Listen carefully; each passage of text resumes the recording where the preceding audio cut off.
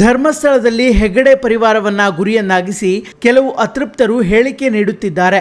ಅಹಿಂಸಾ ಧರ್ಮ ಪಾಲನೆ ಮಾಡುತ್ತಿರುವವರು ಕೊಲೆಗಳನ್ನ ಮಾಡುವಂತಹ ಕ್ರೂರರಲ್ಲ ಎಂದು ಶಿರಸಿಯ ಸೋದೆ ಜೈನ ಮಠದ ಶ್ರೀ ಭಟ್ಟಾಕಲಂಕ ಭಟ್ಟಾರಕ ಸ್ವಾಮೀಜಿ ಪ್ರತಿಕ್ರಿಯೆ ನೀಡಿದ್ದಾರೆ. ಮಾಧ್ಯಮಗಳಿಗೆ ಹೇಳಿಕೆ ನೀಡಿದ ಅವರು, ಮನಸ್ಸಿನಲ್ಲಿಯೂ ಯಾರನ್ನೂ ದ್ವೇಷ ಮಾಡದವರು ಕೊಲೆಗಳನ್ನು ಮಾಡಲು ಸಾಧ್ಯವಿಲ್ಲ. ಕರ್ನಾಟಕ ಸರ್ಕಾರ ಈ ಬಗ್ಗೆ ತನಿಖೆ ನಡೆಸಲು ಎಸ್ಐಟಿ ರಚಿಸಿ ಸಂಪೂರ್ಣ ಜವಾಬ್ದಾರಿ ನೀಡಿದೆ. ಎಸ್ಐಟಿ ತನಿಖೆ ನಿಷ್ಪಕ್ಷಪಾತವಾಗಿ ನಡೆಯಬೇಕು. ಅವರ ಮೇಲೆ ಯಾವುದೇ ಒತ್ತಡ ತರಬಾರದು. ತನಿಖೆ ನಡೆಯುವಾಗ ಯಾರೂ ಮಾತನಾಡಬಾರದು. ಇಲ್ಲಿ ನಾವೇ ತೀರ್ಪು ಕೊಡೋದಲ್ಲ. ತನಿಖೆಯ ಬಳಿಕ ನ್ಯಾಯಾಂಗ ಯಾವ ತೀರ್ಪು ನೀಡುತ್ತೋ ಅದನ್ನು ನಾವು ಸ್ವಾಗತಿಸುತ್ತೇವೆ. ಹೆಗ್ಗಡೆ ಪರಿವಾರದ ಮನೋಸ್ಥೈರ್ಯ ಹೆಚ್ಚಾಗಲಿ ಎಂದು ದೇವರಲ್ಲಿ ಪ್ರಾರ್ಥಿಸುತ್ತೇನೆ. ಶ್ರೀ ಕ್ಷೇತ್ರ ಯಾವಾಗಲೂ ಹೆಗ್ಗಡೆ ಪರಿವಾರದ ಜೊತೆ ಇದೆ. ಮುಂದಿನ ದಿನಗಳಲ್ಲಿ ಸುಖದಿಂದ ಇರಲು ಪ್ರಾರ್ಥಿಸುತ್ತೇವೆ ಎಂದು ತಿಳಿಸಿದರು. ನಮೋ ನೇಮಿಜನಾಡು. ಭಗವಂತನಿಗೆ ವಂದಿಸುತ್ತಾ, ಗುರುಗಳಿಗೆ ವಂದಿಸುತ್ತಾ, ಸದ್ಧರ್ಮ ಬಂಧುಗಳೇ, ವಿಶ್ವವಿಖ್ಯಾತ ಯಾತ್ರಾ ಸ್ಥಳ ಧರ್ಮಕ್ಷೇತ್ರವಾಗಿರ್ತಕ್ಕಂಥ ಧರ್ಮಸ್ಥಳದಲ್ಲಿ ಇತ್ತೀಚಿನ ದಿನಗಳಲ್ಲಿ ಅನೇಕ ಬದಲಾವಣೆ ಹಾಗೆ ಬೆಳವಣಿಗೆಗಳು ಕಂಡು ಬರ್ತಾ ಇದೆ. ಅಲ್ಲಿ ಕ್ಷೇತ್ರದ ಧರ್ಮಾಧಿಕಾರಿಗಳಾಗಿರ್ತಕ್ಕಂಥ ಹೆಗ್ಗಡೆ ಪರಿವಾರದವರ ಮೇಲೆ ಅನೇಕ ದೂರುಗಳನ್ನು ಈಗಾಗಲೇ ದಾಖಲಿಸಿದ್ದಾರೆ. ಅವರ ಮೇಲೆ ಅನೇಕ ಒಂದು ಅಪನಂಬಿಕೆ ಬರುವ ರೀತಿಯಲ್ಲಿ, ಅವರಿಗೆ ಅವಮಾನ ಮಾಡ್ತಕ್ಕಂಥ ರೀತಿಯಲ್ಲಿ ಅನೇಕ ಅತೃಪ್ತರು ಅವರನ್ನು ಒಂದು ಗುರಿಯಾಗಿಸಿಕೊಂಡು ಅವರ ವಿರುದ್ಧವಾಗಿರ್ತಕ್ಕಂಥ ಹೇಳಿಕೆಗಳನ್ನು ಎಲ್ಲ ಕಡೆ ಈಗಾಗಲೇ ನೀಡ್ತಾ ಇದ್ದಾರೆ. ಇದು ಈಗಿಂದ ಅಲ್ಲ, ಸುಮಾರು ವರ್ಷಗಳಿಂದ ಇದು ನಡ್ಕೊಂಡು ಬರ್ತಾ ಇದೆ. ಅಹಿಂಸಾ ಧರ್ಮವನ್ನು ನಂಬಿಕೊಂಡು ಮುನ್ನಡೆಕೊಂಡು ಬರ್ತಾ ಇರ್ತಕ್ಕಂಥವ್ರು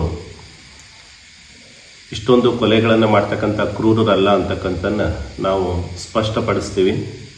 ಹಾಗೆ ಯಾರಿಗೂ ಕೂಡ ಮನಸ್ಸಲ್ಲೂ ಕೂಡ ದ್ವೇಷ ಇತ್ಯಾದಿಗಳನ್ನು ಮಾಡದೇ ಇರ್ತಕ್ಕಂಥವ್ರು ಕೊಲೆ ಮಾಡುವಷ್ಟು ಮಟ್ಟಿಗೆ ಹಿಡಿಯೋದಿಲ್ಲ ಅಂಥೇಳಿ ನಮ್ಮ ಭಾವನೆಯೂ ಕೂಡ ಆಗಿದೆ.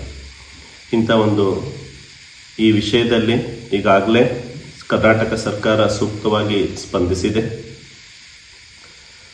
SIT ಅಂತಕ್ಕಂಥ ಸಂಸ್ಥೆಗೆ ಆ ಒಂದು ಕೇಸಿನ ಸಂಪೂರ್ಣ ತನಿಖೆ ಮಾಡಲಿಕ್ಕೆ ಅವರಿಗೆ ವಹಿಸಿಕೊಡಲಾಗಿದೆ. ಈಗ SIT ಅವರು ಈಗಾಗಲೇ ಅದರ ಬಗ್ಗೆ ಚುರುಕಾಗಿ ಕಾರ್ಯಪ್ರಗತಿಯಲ್ಲಿ ಮಾಡ್ತಾ ಇದ್ದಾರೆ. SIT ತನಿಖೆ ನಿಷ್ಪಕ್ಷಪಾತವಾಗಿ ಆಗಲಿ, ಅವ್ರಿಗೆ ಯಾವುದೇ ಒತ್ತಡಗಳು ಬರಬಾರ್ದು ಅನ್ನೋದು ನಮ್ಮ ಆಗ್ರಹ.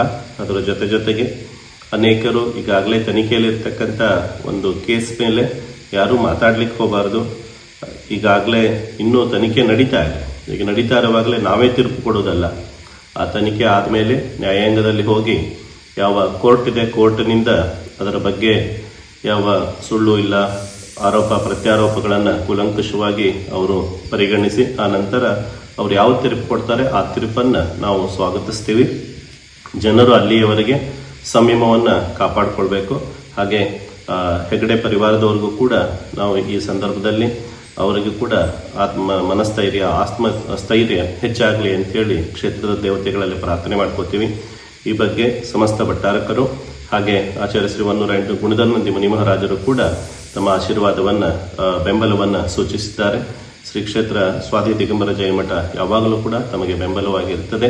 ಹಾಗೆ ತಾವೆಲ್ಲರೂ ಕೂಡ ಮುಂದಿನ ದಿನಮಾನಗಳಲ್ಲಿ ಸುಖದಿಂದ ಇರಲು ನಾವು ಭಗವಂತನಲ್ಲಿ ಪ್ರಾರ್ಥಿಸ್ತೀವಿ. ಎಲ್ಲರಿಗೂ ಶುಭ ಮಂಗಲವಾಗಲಿ.